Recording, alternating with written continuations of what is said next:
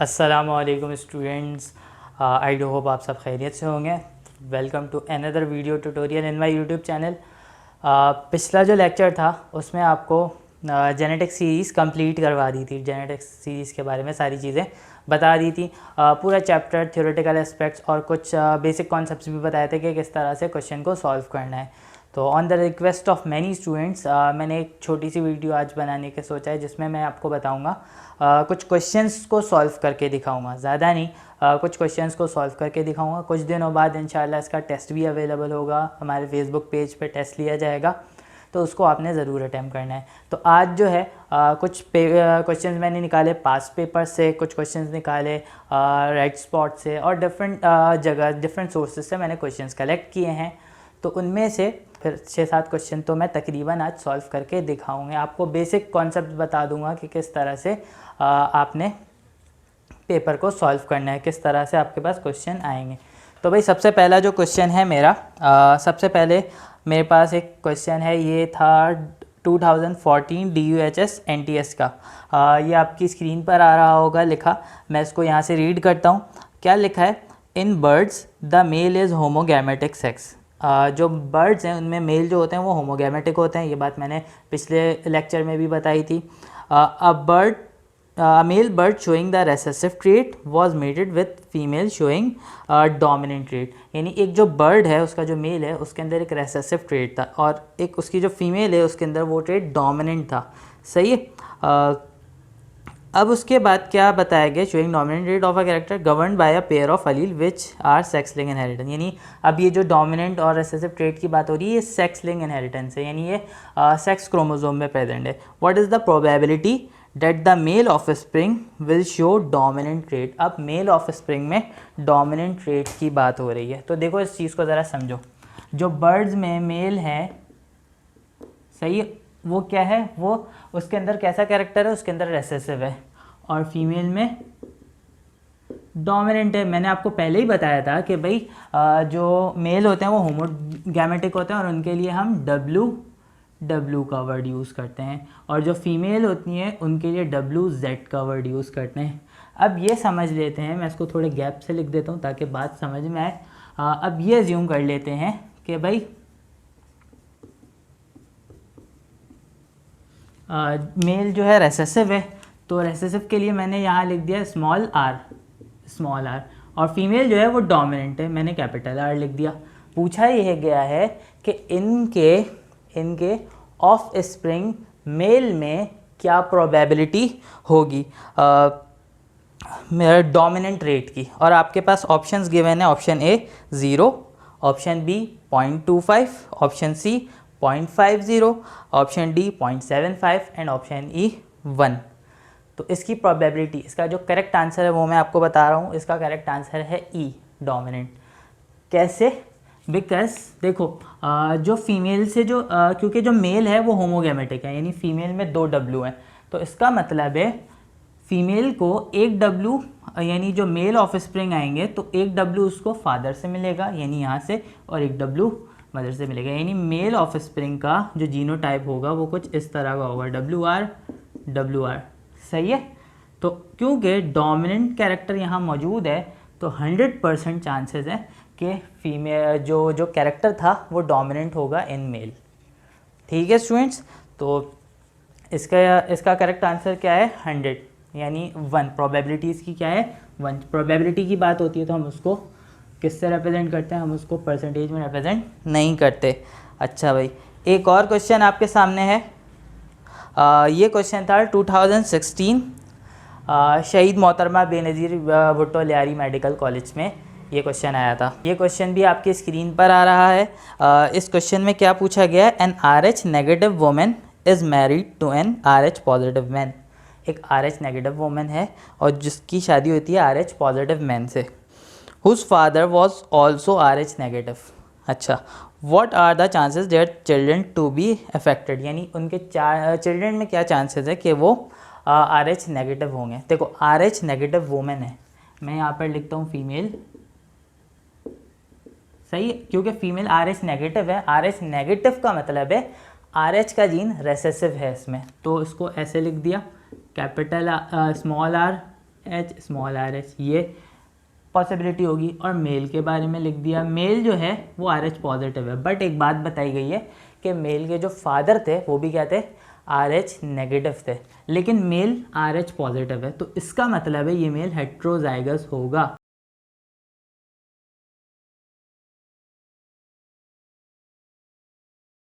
सही है, इसका मतलब क्या है, ये मेल हेट्रोजाइगस होगा। कैसे, क्योंकि भाई बताया गया कि इसके फादर क्या थे, आर एच नेगेटिव थे। अब फादर आर एच नेगेटिव है तो फादर का जीनोटाइप आर एच यही होना चाहिए, और मदर का जीनोटाइप आर एच होगा। तो भाई अब इसके अंदर एक फादर का जीन है, एक मदर का जीन है।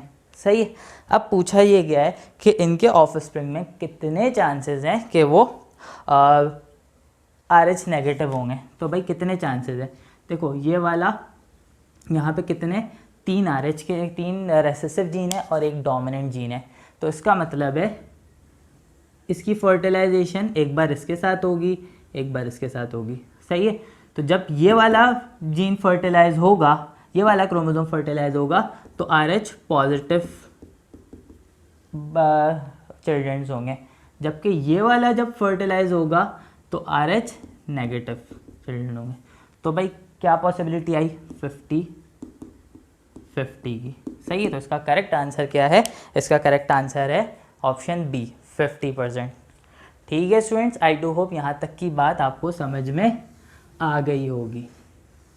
अच्छा चलो, अब ये तो हमने कुछ वर्डिंग्स पे बात की, बट मैं आपको एक बात बता दूँ, वर्डिंग्स क्योंकि इस तरह के जो क्वेश्चंस होते हैं ना, वो वर्ड के ऊपर बहुत ज़्यादा बेस कर रहे होते हैं। आपको वर्ड्स को पढ़ना, आपकी रीडिंग कैपेबिलिटी, आपकी रीडिंग एबिलिटी बहुत अच्छी होनी चाहिए, ताकि आप उसको जल्दी से पढ़ सको और उसका आंसर जल्दी से कर सको। अब सॉल्व करते हैं कुछ फैमिली पेडिग्री के क्वेश्चंस। अच्छा भाई स्टूडेंट्स, अब हम कुछ ऐसे क्वेश्चन सॉल्व करने वाले हैं, यानी फैमिली ट्री की डायग्राम, फैमिली पेडिग्री की डायग्राम है हमारे पास, इसको सॉल्व करके देखते हैं। एक क्वेश्चन मैंने लिया है DOHS 2015 से। अब इसके अकॉर्डिंग क्या बात है, हम उसको ज़रा देखते हैं कि भाई ये एक जो फैमिली पेडिग्री की डायग्राम बनाई गई है, ये है हीमोफीलिया की इनहेरिटेंस। हीमोफीलिया यानी blood fail to clot. Haemophilia का जो जीन होता है वो होता है हमेशा एक्स क्रोमोसोम पे। सही है, ये बातें आपको पता होनी चाहिए। एक्स क्रोमोसोम पे होता है और रेसेसिव जीन होता है, तो एक्स। सही है, अच्छा भाई अब एक और बात, इसमें इस क्वेश्चन के अकॉर्डिंग इसके कुछ की पॉइंट्स हैं। ये जो स्क्वायर दिख रहा है ये एम्प्टी स्क्वायर है तो नॉर्मल मेल है, फिल्ड स्क्वायर है तो हीमोफिलिक मेल है, और एम्प्टी सर्कल है तो नॉर्मल फीमेल है, और फिल्ड सर्कल है तो हीमोफिलिक फीमेल है। क्वेश्चन क्या है, जीनोटाइप ऑफ पर्सन 7। पर्सन 7 का जीनोटाइप मालूम करना है। पर्सन 7 कौन है, पर्सन 7 है फीमेल। कैसी फीमेल है, नॉर्मल फीमेल है। सही है, ऑप्शन को देखो, ऑप्शन ए फीमेल है, नॉर्मल फीमेल है, ऑप्शन ए हो सकता है। ऑप्शन बी मेल है, ऑप्शन बी तो हो ही नहीं सकता, नो पॉसिबिलिटी। ऑप्शन सी भी नॉर्मल है बट कैरियर है, ये भी हो सकता है। Option D haemophilic female, haemophilic तो नहीं है, ऑप्शन डी का भी कोई चांस नहीं है। ऑप्शन ई मेल, इसका भी कोई चांस नहीं है। ए और सी में से कोई एक होगा।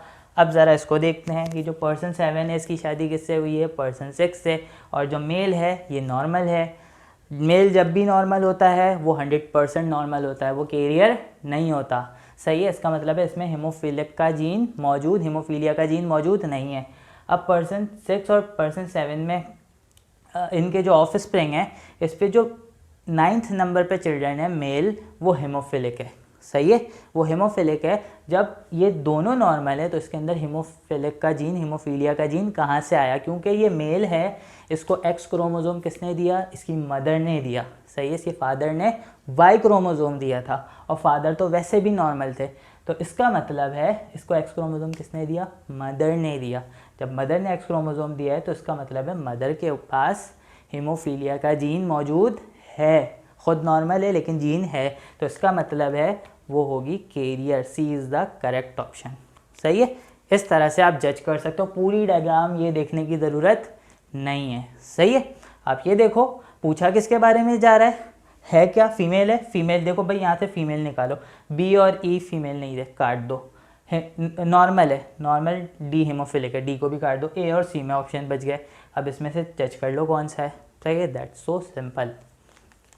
अच्छा भाई, ये था 2016 का क्वेश्चन था, 2016 DUHS, यानी ये मेरे टाइम का क्वेश्चन था। अच्छा भाई, यहाँ पे 3 जनरेशन दी हुई है। इस क्वेश्चन को मैं थोड़ा समझाता हूँ। यहाँ पे एक इनहेरिटेंस है, अब ये सेक्स लिंक इनहेरिटेंस नहीं है, टू टेस्ट समथिंग, सही है।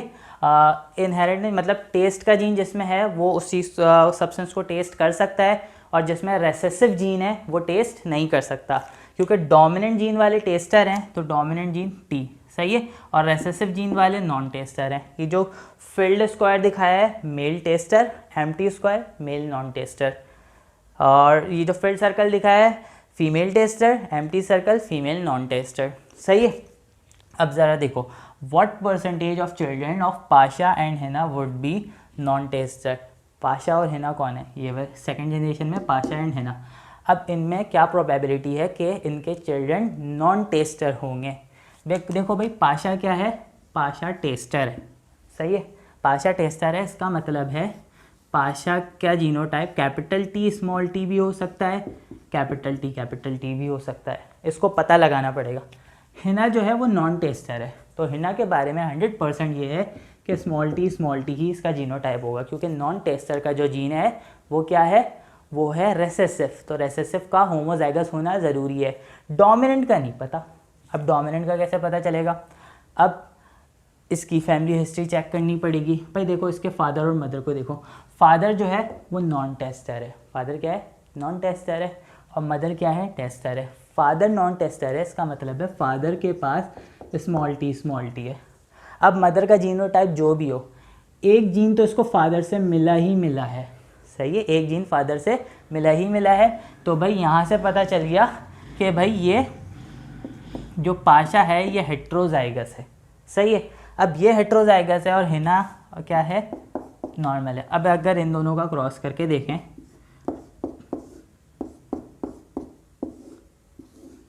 सही है, क्या आएगा? Capital T small T, capital T small T, small T small T, small T small T, ये और ये नॉन टेस्टर, ये और ये टेस्टर। इसका मतलब है 50% टेस्टर और 50% नॉन टेस्टर। क्या पूछा गया था? What percentage of children of Pasha and Hina would be non tester? तो आंसर इज 50%। समझ में आ गई बात? That's so simple. आप पहले क्या देखोगे भाई? इनको देखा है क्या, इसका जीनोटाइप देखो, सही है। अब ये तो रेसेसिव है, 100% पता है होमोजाइगस होगा। ये क्या था? ये डोमिनेंट था, सही है। इसका होमोजाइगस हेट्रोजाइगस नहीं पता था। पेरेंट्स को देखो, पेरेंट्स में से मदर तो थी डोमिनेंट, फादर था रेसेसिव। तो फादर अगर रेसेसिव है तो इसका मतलब है फादर से एक जीन गया, तो स्मॉल टी, तो इसका मतलब है ये क्या हो गया? ये हेट्रोजाइगस हो गया, ठीक है। दैट्स सो सिंपल, बहुत आसान सी चीज़ है, इसमें कोई ऐसी बात, कोई मुश्किल चीज़ आपको यहाँ पर नज़र देखने को नहीं आएगी, सही है। आई डू होप यहाँ तक की बात आपको समझ में आ गई होगी। इस वीडियो को ज़्यादा लंबी नहीं करा, 4 क्वेश्चन मैंने सॉल्व करवा दिए। अब आई डू होप आपको बात समझ में आ गई होगी। एक छोटा सा क्वेश्चन है, उसको मैं और सॉल्व करवा देता हूँ ताकि बात पूरी तरह से समझ में आ जाए, और फिर बाकी के क्वेश्चन आप खुद से सॉल्व कर लो। ये रिटर्न में है, मैं इसको आपको रीड करके बताता हूँ, आपको ये बात ऑटोमेटिकली समझ में आ जाएगी। देखो भाई, क्वेश्चन क्या है? 2 animals are mated, 2 animals are mated, 1 is homozygous dominant and one character for one character and homozygous recessive for another character. The other animal is heterozygous for both character. सही है। How many phenotypes are expected in the offspring of this cross? सही है। अब इसके बारे में क्या पूछा गया? देखो भाई, 2 एनिमल्स हैं, मैं कह देता हूँ एनिमल 1, सही है, एनिमल नंबर 1, एनिमल नंबर 2, सही है। एनिमल 1, जो एनिमल 1 है वो क्या है? Homozygous for dominant and homozygous for recessive. 2 character देखे गए, एक होमोजाइगस डोमिनेंट, एक होमोजाइगस रेसेसिव। एनिमल 2 जो है वो हेट्रोजाइगस है दोनों के लिए,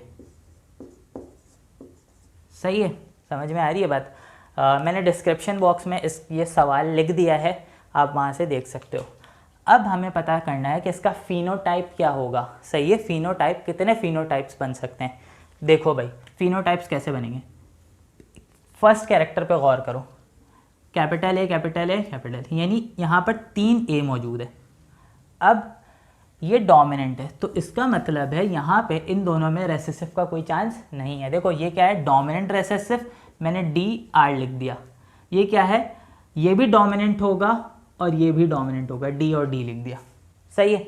अब ज़रा समझो इसको कि ए में ये दोनों में फर्टिलाइजेशन होगी, 100% डोमिनेंट आएगा, यानी ए वाले कैरेक्टर की तरफ से तो हमेशा डोमिनेंट कैरेक्टर ही आएगा। अब बी में देखो ये क्या है, ये रेसेसिव है, ये डोमिनेंट है। इसकी 2 पॉसिबिलिटी है, या तो ये डोमिनेंट होगा, तो इसका मतलब है ए के लिए तो 100% डोमिनेंट, बी के लिए या तो डोमिनेंट या तो रेसेसिव।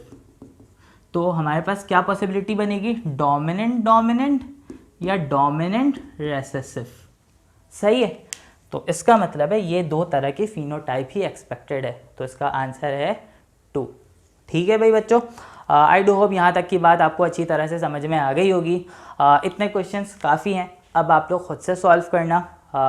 पास पेपर उठा लो, सेट की बुक कहीं से भी, रेड स्पॉट, मतलब वो ही चीज़ें लेना जो रेलेवेंट हो आपके सिंध बोर्ड से। सही है, एक्स्ट्रा चीज़ें नहीं लेना, तो उसको सॉल्व करना, क्योंकि एप्टीट्यूड में उन्हीं टॉपिक से आ रहा होगा। हाँ, कुछ लॉजिकल चीज़ें आ सकती हैं, but out of the context मत जाना और उसको सॉल्व करना, और जो समझ में ना आए आप मुझसे पूछ सकते हो।